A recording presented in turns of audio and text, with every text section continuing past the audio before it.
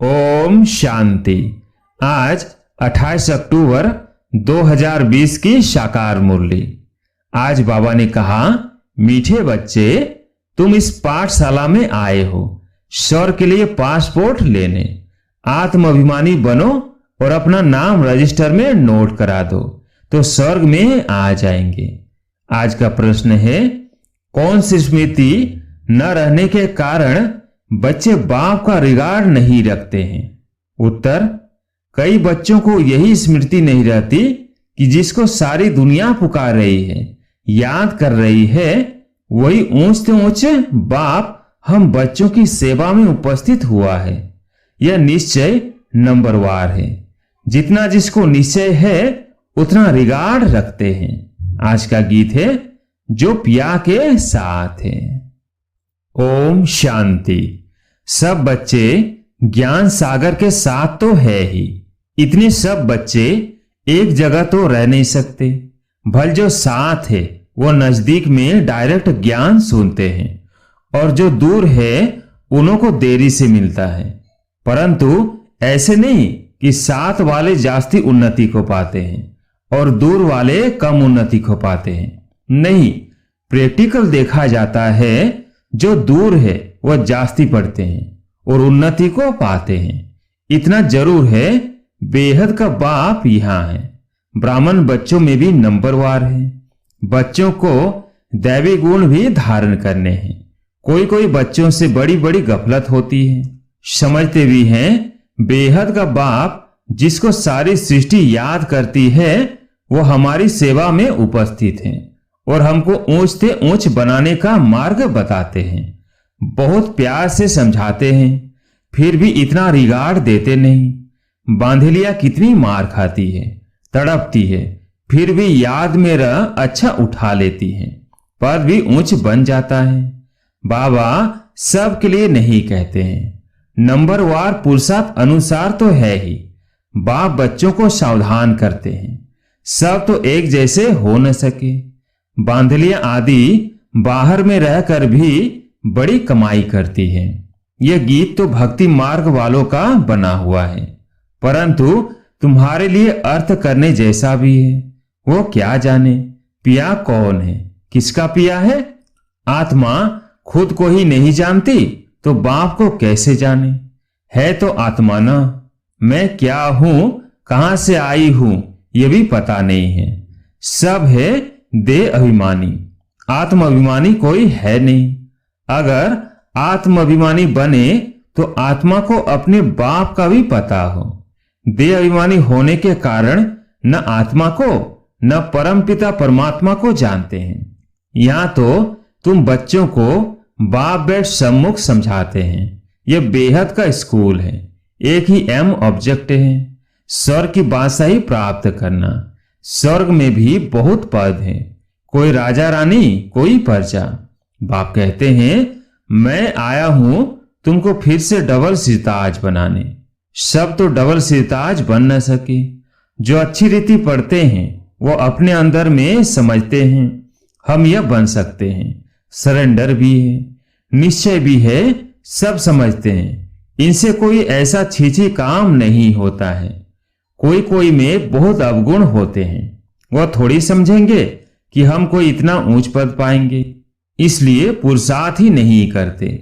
बाप से पूछे कि मैं ये बन सकता हूं तो बाबा झट बताएंगे। अपने को देखेंगे तो झट समझेंगे, बरोबर मैं ऊंच पद नहीं पा सकता हूं। लक्षण भी चाहिए ना। सतयुग त्रेता में तो ऐसी बातें होती नहीं, वहां है प्रारब्ध। बाद में जो राजाएं होते हैं वह भी प्रजा को बहुत प्यार करते हैं। यह तो माता पिता है, यह भी तुम बच्चे ही जानते हो। यह तो बेहद का बाप है। यह सारी दुनिया को रजिस्टर करने वाले हैं। तुम भी रजिस्टर करते हो ना, पासपोर्ट दे रहे हो। स्वर्ग का मालिक बनने के लिए यहां से तुमको पासपोर्ट मिलता है। बाबा ने कहा था, सबका फोटो होना चाहिए जो बैकुंठ के लायक है, क्योंकि तुम मनुष्य से देवता बनते हो। बाजू में ताज व तख्त वाला फोटो हो। हम यह बन रहे हैं। प्रदर्शनी आदि में भी यह सैंपल रखना चाहिए। यह है ही राजयोग। समझो बैरिस्टर बनते हैं तो एक तरफ ऑर्डिनरी ड्रेस में हो, एक तरफ बैरिस्टरी ड्रेस। वैसे एक तरफ तुम साधारण, एक तरफ डबल सिरताज। तुम्हारा एक चित्र है ना, जिसमें पूछते हो क्या बनना चाहते हो, या बैरिस्टर आदि बनना है या राजाओं का राजा बनना है। ऐसे चित्र होने चाहिए। बैरिस्टर जज आदि तो यहाँ के हैं, तुमको राजाओं का राजा नई दुनिया में बनने का है। एम ऑब्जेक्टिव सामने है, हम यह बन रहे हैं। समझानी कितनी अच्छी है, चित्र भी बड़े अच्छे हो, फुल साइज के। वह बैरिस्टरी पढ़ते हैं तो योग बैरिस्टर से हैं, बैरिस्टर ही बनते हैं। इनका योग परमपिता परमात्मा से है तो डबल सिरताज बनते हैं। अब बाप समझाते हैं बच्चों को एक्ट में आना चाहिए। लक्ष्मी नारायण के चित्र पर समझाना बहुत सहज होगा।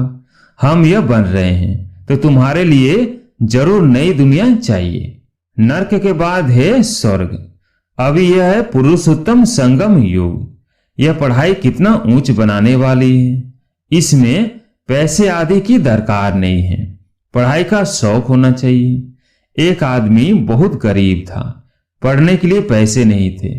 फिर पढ़ते पढ़ते मेहनत करके इतना साहूकार हो गया जो क्वीन विक्टोरिया का मिनिस्टर बन गया। तुम भी अभी कितने गरीब हो, बाप कितना ऊंच पढ़ाते हैं। इसमें सिर्फ बुद्धि से बाप को याद करना है, बत्ती आदि जगाने की भी दरकार नहीं। कहां भी बैठे याद करो। परंतु माया ऐसी है जो बाप की याद भुला देती है। याद में ही विघ्न पड़ते हैं। यही तो युद्ध है ना। आत्मा पवित्र बनती ही है बाप को याद करने से। पढ़ाई में माया कुछ नहीं करती। पढ़ाई से याद का नशा ऊंच है। इसलिए प्राचीन योग गाया हुआ है। योग और ज्ञान कहा जाता है। योग के लिए ज्ञान मिलता है। ऐसे ऐसे याद करो। और फिर सृष्टि चक्र का भी ज्ञान है। रचयिता और रचना के आदि मध्य अंत को और कोई नहीं जानते। भारत का प्राचीन योग सिखलाते हैं। प्राचीन तो कहा जाता है नई दुनिया को। उनको फिर लाखों वर्ष दे दिए हैं। कल्प की आयु भी अनेक प्रकार की बताते हैं। कोई क्या कहते हैं, कोई क्या कहते हैं। यहां तुमको एक ही बाप पढ़ा रहे हैं। तुम बाहर में भी जाएंगे, तुमको चित्र मिलेंगे। ये तो व्यापारी है ना। बाबा कहते कपड़े पर छपा सकते हैं। अगर किसके पास बड़ी स्क्रीन प्रेस ना हो तो आधा आधा कर दें। फिर जॉइंट ऐसा कर लेते हैं जो पता भी नहीं पड़ता है। बेहद का बाप बड़ी सरकार कहते हैं। कोई छपा कर दिखाए तो मैं उनका नाम वाला करूंगा। यह चित्र कपड़े पर छपाए कोई विलायत ले जाए तो तुमको एक एक चित्र का कोई 5 से 10 हजार भी दे देवे। पैसे तो वहां ढेर हैं, बन सकते हैं। इतनी बड़ी बड़ी प्रेस है। शहरों की सीन सीनरी ऐसी ऐसी छपती है, बात मत पूछो। यह भी छपा सकते हैं। यह तो ऐसी फर्स्ट क्लास चीज है। कहेंगे सच्चा ज्ञान तो इनमें ही है और कोई के पास तो है ही नहीं। किसको पता ही नहीं। फिर समझाने वाला भी इंग्लिश में होशियार चाहिए। इंग्लिश तो सब जानते हैं, उनको भी संदेश तो देना है ना। वही विनाश अर्थ निमित्त बने हुए हैं ड्रामा अनुसार। बाबा ने बताया है उनके पास बॉम्ब्स आदि ऐसे ऐसे हैं जो दोनों अगर आपस में मिल जाए तो सारे विश्व के मालिक बन सकते हैं। परंतु यह ड्रामा ही ऐसा बना हुआ है जो तुम योग बल से विश्व की बादशाही लेते हो। हथियार आदि से विश्व के मालिक बन न सके। वो है साइंस, तुम्हारी है साइलेंस। सिर्फ बाप को और चक्र को याद करो। आप समान बनाओ। तुम बच्चे योग बल से विश्व की बादशाही ले रहे हो। वो आपस में लड़ेंगे भी जरूर। माखन बीच में तुमको मिलना है। कृष्ण के मुख से माखन का गोला दिखाते हैं। कहावत भी है दो आपस में लड़े, बीच में माखन तीसरा खा गया। है भी ऐसे। सारे विश्व की राजाई का माखन तुमको मिलता है। तो तुमको कितनी खुशी होनी चाहिए। वाह बाबा, आपकी तो कमाल है, नॉलेज तो आपकी ही है, बड़ी अच्छी समझानी है। आदि सनातन देवी देवता धर्म वालों ने विश्व की बादशाही कैसे प्राप्त की, यह किसको भी ख्याल में होगा नहीं। उस समय और कोई खंड होता नहीं। बाप कहते हैं, मैं विश्व का मालिक नहीं बनता, तुमको बनाता हूं। तुम पढ़ाई से विश्व के मालिक बनते हो। मैं परमात्मा तो हूं ही अशरीरी, तुम सबको शरीर है, देहधारी हो। ब्रह्मा विष्णु शंकर को भी सूक्ष्म शरीर है। जैसे तुम आत्मा हो वैसे मैं भी परम आत्मा हूं। मेरा जन्म दिव्य और अलौकिक है और कोई भी ऐसे जन्म नहीं लेते हैं, यह मुकर्रर है। यह सब ड्रामा में नूंद है। कोई अभी मर जाते हैं, यह भी ड्रामा में नूंद है। ड्रामा की समझानी कितनी मिलती है, समझेंगे नंबर वार। कोई तो डल बुद्धि होते हैं, 3 ग्रेड्स होती है। पिछाड़ी के ग्रेड वाले को डल कहा जाता है, खुद भी समझते हैं। यह फर्स्ट ग्रेड में है, यह सेकंड में है। प्रजा में भी ऐसे ही है, पढ़ाई तो एक ही है। बच्चे जानते हैं यह पढ़कर हम सब डबल सिरताज बनेंगे। हम डबल सिरताज थे, फिर सिंगल ताज, फिर 9 ताज बने। जैसा कर्म वैसा फल कहा जाता है। सतयुग में ऐसे नहीं कहेंगे। यहां अच्छे कर्म करेंगे तो एक जन्म के लिए अच्छा फल मिलेगा। कोई ऐसे कर्म करते हैं जो जन्म से ही रोगी होते हैं, यह भी कर्म भोग है ना। बच्चों को कर्म अकर्म विकर्म का भी समझाया है। यहां जैसा करते हैं तो उसका अच्छा व बुरा फल पाते हैं।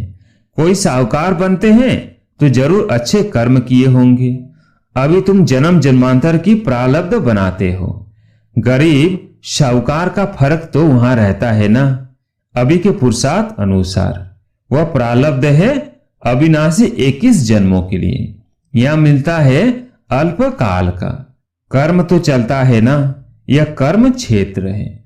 सतयुग है स्वर्ग का कर्म क्षेत्र, वहां विकर्म होता ही नहीं। ये सब बातें बुद्धि में धारण करनी है। कोई बिरले हैं जो सदैव पॉइंट से लिखते रहते हैं, चार्ट भी लिखते लिखते फिर थक जाते हैं। तुम बच्चों को पॉइंट से लिखनी चाहिए, बहुत महीन महीन पॉइंट से हैं जो सब तुम कभी याद नहीं कर सकेंगे। खिसक जाएगी, फिर पछताएंगे कि यह पॉइंट तो हम भूल गए। सबका यह हाल होता है, भूलते बहुत है, फिर दूसरे दिन याद पड़ेगा। बच्चों को अपनी उन्नति के लिए ख्याल करना है। बाबा जानते हैं कोई बिरले यथार्थ रीति लिखते होंगे।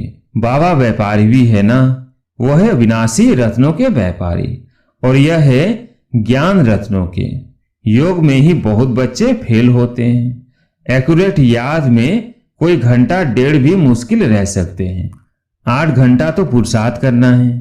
तुम बच्चों को शरीर निर्वाह भी करना है।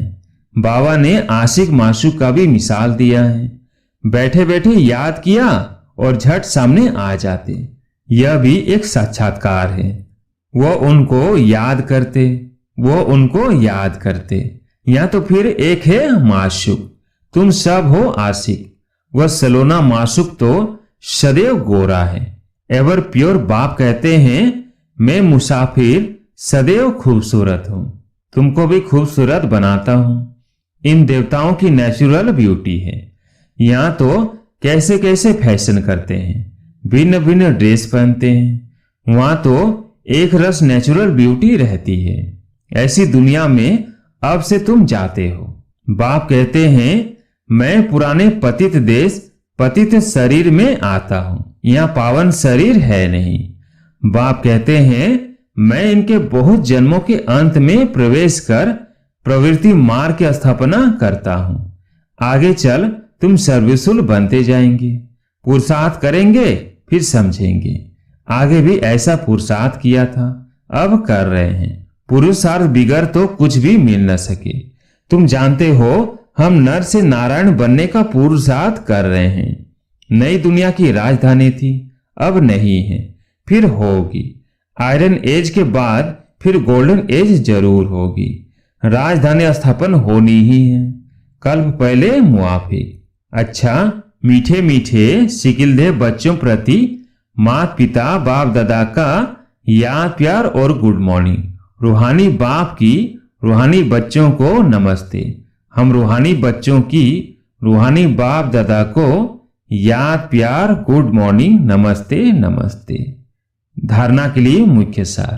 पहला पॉइंट, सरेंडर के साथ साथ निश्चय बुद्धि बनना है।